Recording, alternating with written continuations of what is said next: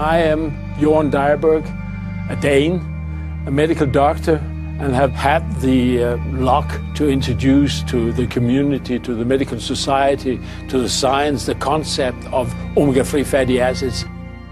It was way back in '68. There was a lead paper in this Danish medical journal focusing in on the health aspects of Greenlanders. And one of the strange things was that they had a low incidence of coronaries, a very low incidence of coronary heart disease, in spite of their traditional diet, which was based on fatty fish and seal, which is a fatty animal. And we knew at that time that high fat intake was associated to a high risk of coronaries. How come that our co-citizens, the Eskimos, the Inuit, had a high fat diet and a low incidence?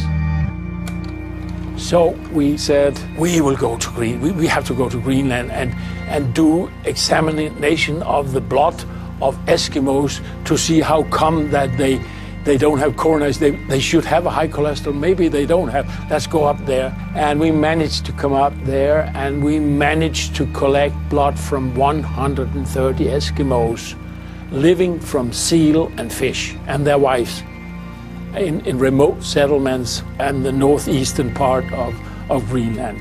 And that blood we brought back home and we analyzed it. I did the lipoproteins up there, and we presented the results. And this was that. We had seen they had low blood cholesterol, but not that much lower, so there must be an extra explanation. I had a gas chromatograph that could do fatty acid analysis. And we simply said, we have 130 samples of Eskimos. No one will ever collect 130 fasting samples of blood from Eskimos living from seal and whale and fish. Let's do fatty acids and publish it, because sometimes someone will say that now we have the data. And then we started a 2-year gas chromatic analysis on this old machinery and found 2 new fatty acids we haven't seen before. And then came some new results that gave a Nobel Prize.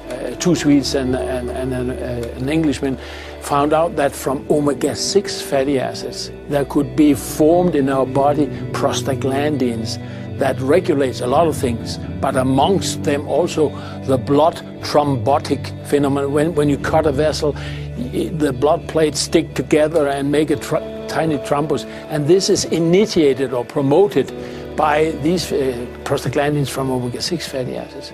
And we suddenly got the idea that what if that from our omega-3 fatty acids that nobody cared about or knew about for that side, icosapentaenoic acid, could be made prostaglandin that didn't favor the clotting that much. That would mean 2 things. The Eskimos would have a certain bleeding tendency. If they cut themselves, they would bleed longer. But second, they wouldn't make blood clots that easy. And you know, a heart attack or a coronary is a blood clot in a coronary artery. So we did some experiments, found out that this icosapentaenoic acid actually could dampen the blood clotting tendency. And we went up there and measured bleeding time by making tiny cuts and measuring how long you put a stasis on the arm and cuts and measure how long it bleeds until it stopped bleeding. And in Danes it was 4 minutes, and in Greenland it was 8. And they had a high level of EPA, and we published that, and this was the birth of the omega-3 story. In short terms, the story of how omega-3 was introduced to the public, to the industry, to the medical society, and to science.